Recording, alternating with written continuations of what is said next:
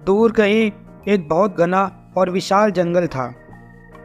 उस जंगल में एक पुराने पेड़ पर एक कौवा और कोई घोंसला बनाकर रहते थे। वे दोनों खुश थे। वे दोनों सुबह खाने की तलाश में घोंसले से निकलते और शाम को वापस घोंसले में वापस लौट आते। उनकी यह खुशी तब दुगनी हो जाती है जब कोई अंडे देती है। वे दोनों बहुत खुश थे। अब मैं भी माँ बनूंगी और मेरे भी छोटे छोटे प्यारे प्यारे बच्चे होंगे जिनको मैं खूब प्यार करूंगी और जिनके साथ मैं पूरा दिन खेलूंगी। वहीं पास में एक सांप का बिल था जिसमें एक दुष्ट सांप रहता था। वो अक्सर पक्षियों के अंडे और बच्चों को खा जाता था।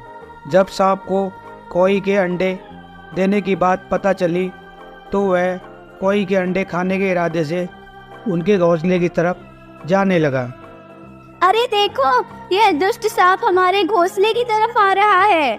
अंडों को बचाने के लिए जल्दी कुछ करो। कौवा अंडों को बचाने के लिए सांप से लड़ाई करता है, पर सांप बहुत ताकतवर था और वह आसानी से कौवे के सारे अंडे खा जाता है।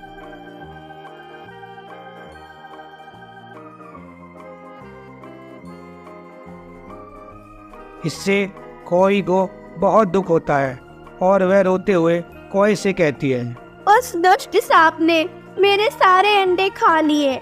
अब मैं माँ कैसे बन पाऊंगी? यह सांप इसी तरह मेरे अंडों को हमेशा खाता रहेगा और जब तक यह दुष्ट सांप जिंदा है मैं कभी माँ नहीं बन पाऊंगी। इस दुष्ट को इसकी दुष्टता की सजा मिलनी चाहिए। तुम ठीक कहती हो। ऐसे दुष्ट सांप का जिंदा रहना सभी पक्षियों के लिए एक बड़ा खतरा है। कल हम अपनी दोस्त लोमड़ी के पास चलेंगे। उसके पास जरूर इस सांप को मारने की कोई योजना होगी। दोनों अपनी दोस्त लोमड़ी के पास जाते हैं और उसे सारा किस्सा सुनाते हैं कि कैसे सांप उनके अंडों को खा गया है। लोमड़ी बहुत समझदार थी। वह थोड़ी देर सोचती है और फिर कौवे से कहती है, इस सांप के लिए मेरे पास एक योजना है। अब तुम ठीक वैसा करना जैसा मैं कहती हूँ। इस दुष्ट को इसके किए की सजा मिलनी ही चाहिए। हर महीने की पहली तारीख को इस देश की राजकुमारी पास के सरोवर में स्नान करने के लिए आती है। इसके बाद वह कौवे को सारी योजना बताती है।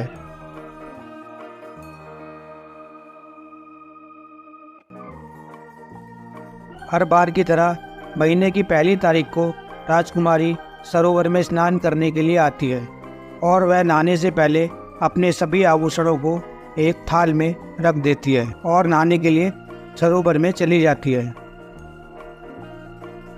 थोड़ी देर बाद वहाँ पर एक कौवा आता है और आभूषणों के थाल में से राजकुमारी का हार लेकर उड़ जाता है। राजकुमारी के सैनिक जब यह देखते हैं तो कौवे का पीछा करने लगते हैं।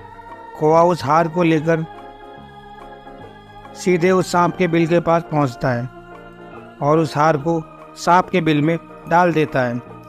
सैनिक भी कौवे का पीछा करते करते सांप के बिल के पास पहुंचते हैं और राजकुमारी का हार निकालने के लिए सांप के बिल में झांकते हैं तो देखते हैं कि ये जहरीला सांप बिल के अंदर बैठा है और हार उसके पास में ही पड़ा है। वो तुरंत भाले से सांप पर वार करना शुरू कर देते हैं जिससे सांप घायल हो जाता है और थोड़ी ही देर में मर जाता है।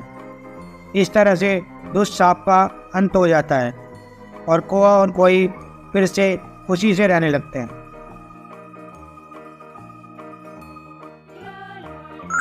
मोरल: कभी भी किसी को सताना नहीं चाहिए और बुद्धि का उपयोग करके शक्तिशाली शत्रु को भी पराजित किया जा सकता है। कृपया चैनल को लाइक, शेयर और सब्सक्राइब कर लें। Thank you.